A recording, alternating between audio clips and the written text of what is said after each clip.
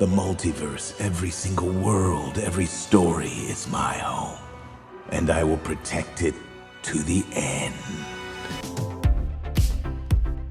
Hey, welcome back to ScreenCrush. I'm Ryan Airy. We found one more massive Easter egg in the Fantastic Four: The First Steps trailer that changes everything. We found the Watcher. What the hell is this? Here in the flame-filled sky, if you look closely, you can see what appears to be the face of a Watcher, specifically Uatu the Watcher, played by Jeffrey Wright, who, by the way, has been confirmed to be appearing in this movie as the Watcher, his character from What If. So this has huge implications for the Multiverse Saga and the Fantastic Four's role in this final chapter on the journey to Avengers Secret Wars. So let's break down this scene and how it's been ripped straight from the pages of the comics when the Watcher attempted to hide Earth from Galactus. First, I want to remind you guys that we just dropped 2 new designs at our merch store: the America's Ass commemorative stamp and an 8-bit Captain America in an elevator presented with 2 choices. Does anyone want to get out or hail Hydra? Everything's available as a hoodie or a t-shirt. We have new bundles we introduce all the time. To become a member, hit the links below. So Uatu the Watcher was created by Jack Kirby and Stan Lee and debuted way back in Fantastic Four issue 13. His sworn duty is to only observe, even though he's like 20 feet tall and has a giant baby head. You would think a race of observers would be invisible, or at the very least innocuous like they are in Fringe. That's a good point. So the Watcher did interfere in a big way in Fantastic Four number 48 when he warned Reed Richards and the people of Earth of the coming of Galactus. That is the story that they are adapting in this movie. And like we said, Jeffrey Wright has now been confirmed to be playing Uatu the Watcher, reprising his role from the MCU animated show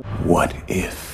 Now, over the years in the comics, the Watcher took on the role as a narrator in the comic series What If, which revealed that not only does Uatu live on a secret base in the moon and watch everything we do and say, but he also observes the multiverse. And this is the version that we saw adapted on Disney+.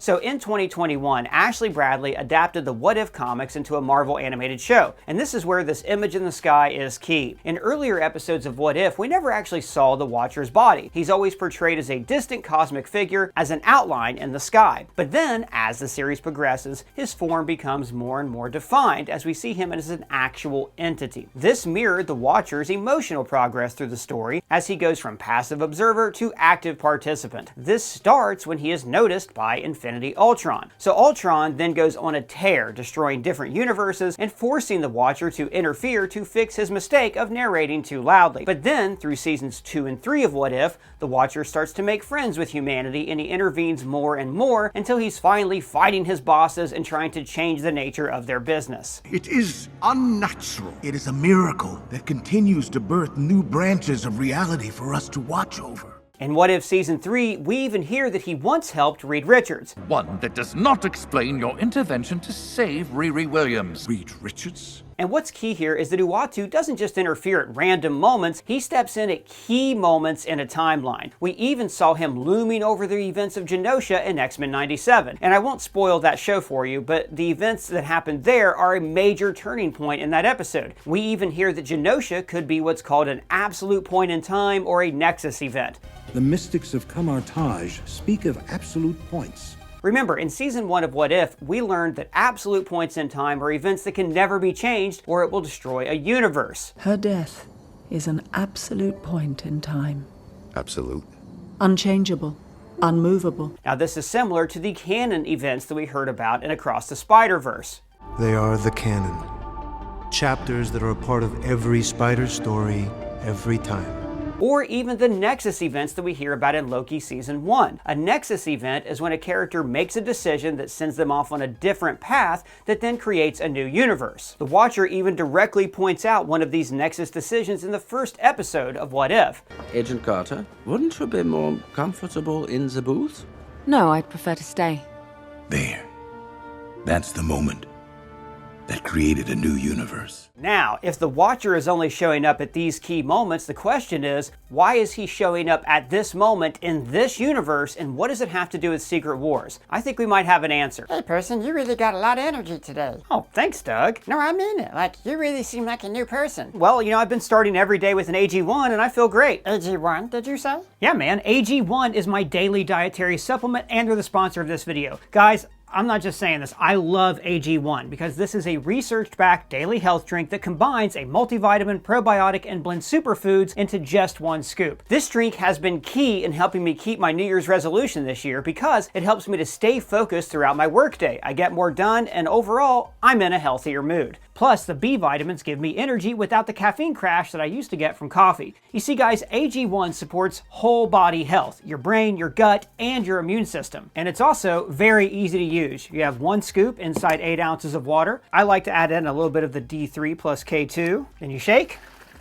And it's just that easy. No messy blenders, just powder, water, shake, and you're on your way to a healthier day. So we have a special deal for you guys. If you use my code, click the link or this QR code, you can subscribe and save $20 off your first purchase of AG1. I love having AG1 as a sponsor for our videos because this drink has made a big difference in my daily life. So again, the links for those are below. You won't regret it. Now, back to what I was saying. Now, I should explain exactly why we think this is the Watcher, and it's not just because there's a shape in the sky. So this movie is adapting the Galactus trilogy from Fantastic Four 48 through 50. In that story, Galactus is coming to Earth, and the Watcher tries to mask the planet by covering the sky in rocks and then in fire, similar to what we see in the sky in this trailer. Now, Galactus does see through the illusion and he arrives on Earth anyways. Then the Watcher does some light interference, sending Johnny Storm to Galactus' ship to find a device called the Ultimate Nullifier. And then all Reed has to do is show Galactus the Nullifier and he leaves Earth. But I think this story is going to unfold very differently in first steps. First, we think this shot, when Johnny flies above the atmosphere, could be the Human Torch flying above the Earth to try and speak with the face that he can see in the sky. Oh, but person, no one can see the Watcher's face in the sky. Well, we think the Fantastic Four can for reasons we'll explain in a second. So in this video, Colton threw out a really good theory. You guys remember, Colton is the guy who's trapped in our TV but doesn't know it, so please don't tell him. Colton, what was your theory? Well, I don't think the Fantastic Four are actually from the universe that they're in this movie. In the trailer, we see Reed working out multiversal theory and wormholes on this blackboard. We even see this bridge illustration showing how you can enter one side and exit on the other in a completely different universe. I think that Reed may be deducing how they got to the universe that they're in this movie, and that it is all connected to when they got their superpowers and why Galactus and the Watcher are here. And let me just say, last night when I was watching this trailer for like the 100th time and I saw what looked like Uatu's face in the sky, I totally had this Tony Stark Endgame moment.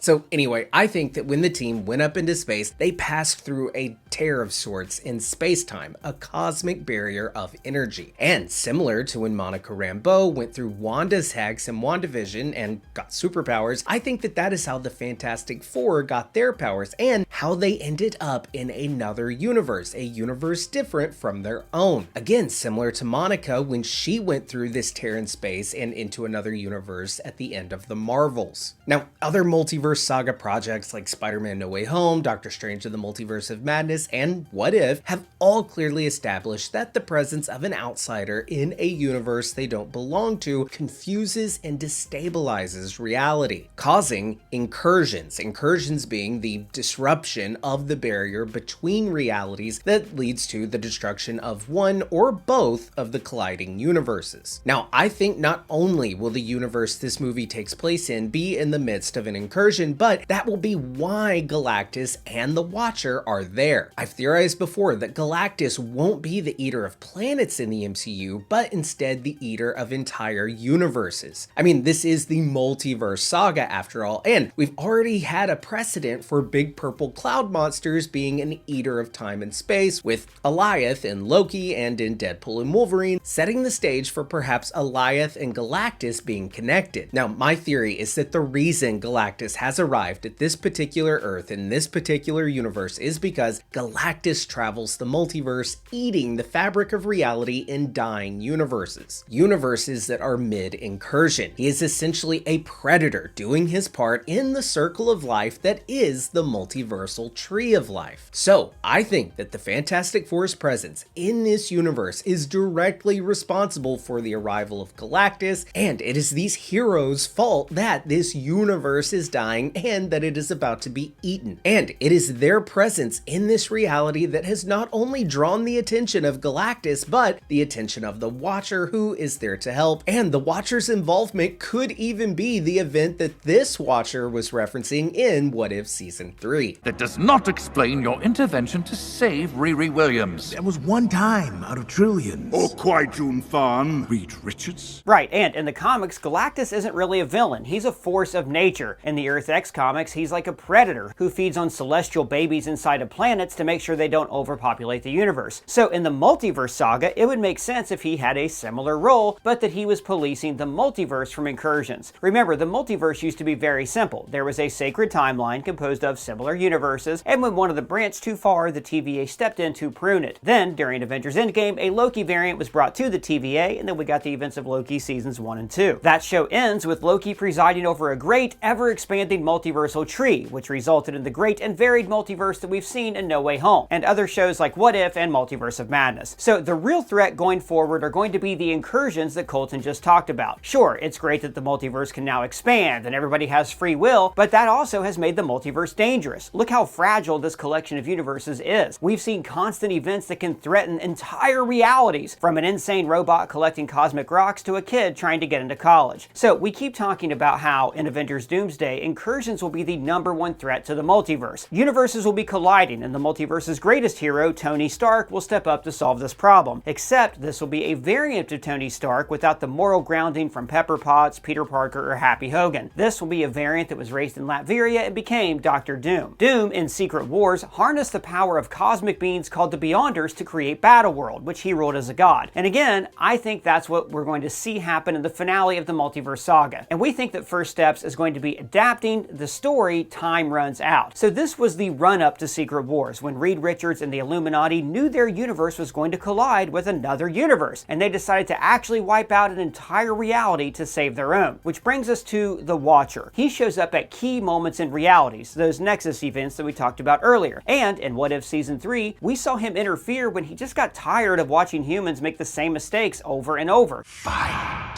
Riri. Fight. But then, What If Season 3 ended with a melee battle between Watchers, where Uatu convinced his bosses that they should switch to a policy of some interference. You will need to do more than simply watch.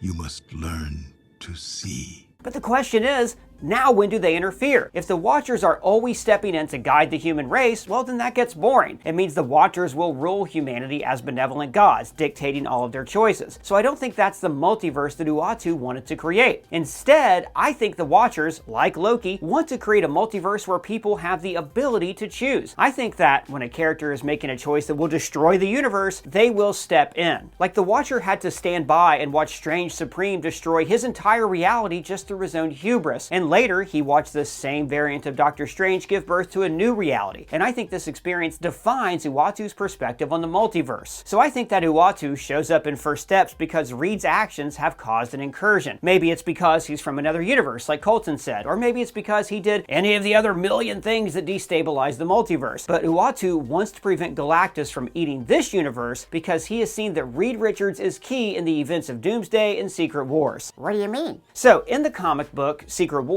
most of the heroes have had their minds wiped and they only remember a time when Doom was Emperor of the world. But a few of the heroes were outside of time and space when Doom remade reality. So Reed Richards and a few others remember the old universe when Dr. Doom was a villain. So Reed is actually key in gathering forces to defeat Dr. Doom. Afterwards, his son Franklin remakes the multiverse one reality at a time. Now the Watcher could be playing a key role, like Doctor Strange in Infinity War. Remember, Strange watched 14 million variants of the timeline to find the exact way that they could defeat Thanos. So essentially, Strange was looking at 14 million possible other realities. In the same way, Uatu has observed an infinite amount of realities. He knows exactly what Reed is capable of and what he is incapable of. So maybe in the vast multiverse, Reed has never been able to stop Galactus. He loses in every reality, denying every reality their Reed Richards, and this would explain why there was no Reed Richards on the sacred timeline. But Uatu can see that Reed and the Fantastic Four will be essential to stopping Dr. Doom and stabilizing the multiverse. And I want to remind you guys that we have a theory that this movie will end with Reed losing, and this entire universe will be destroyed with his family barely escaping to another reality. Then they could be like the Hulk in Infinity War. Thanos is coming. except it'll be Reed and his family warning that Doom is coming. Wait, I thought you said Doom is going to be a hero. He'll start off as a hero, but Doom is coming sounds better than incursions are coming. So what I keep going back to here is that we don't know exactly how the events are going to unfold in these next few movies, but we have a pretty good idea how it ends. In every version of Secret Wars, the heroes are on a battle world planet and they fight Dr. Doom as the final boss. And in the recent Secret Wars comic, the focus was more on the multiverse, so that's probably the version they're going to adapt. The fallout from the 2015 Secret Wars was that the Marvel multiverse was streamlined. Certain heroes from the Ultimate Universe, like Miles Morales, then hopped over to the main universe. And I think that's what we'll see in the MCU. You see, when Disney bought Fox, Marvel regained the rights to the X-Men characters. But instead of just introducing the X-Men as new characters in the MCU, Kevin Feige wanted to honor those original movies by returning characters like Hugh Jackman's Wolverine, and he did this by creating the Multiverse Saga. I think this entire saga has been about giving all of these different Marvel movies a satisfying conclusion before they're reintroduced into a new singular universe following the events of Secret Wars. And so this Fantastic Four team is going to be the key franchise of this new universe. To establish their importance, I think that Reed and the team are going to be key characters in Secret Wars, like Tony and Steve were in Endgame and Infinity War. And that is why Uatu shows up here in the sky, to guide Reed Richards toward his greater destiny, not to save his own universe, but to save the multiverse from Dr. Doom. Well guys, let me know your thoughts on the Watcher. Do you think he's actually in the clouds? What importance do you think this has for the Multiverse Saga? Let me know your thoughts down in the comments below, or at me or Colton on Twitter, Blue Sky, Threads, or in our free to join Discord server. The links for everything are below. And just a reminder everybody, if you use my code, click the link or this QR code, you can subscribe and save $20 off your first purchase of AG1. And if it's your first time here, please subscribe and smash that bell for alerts.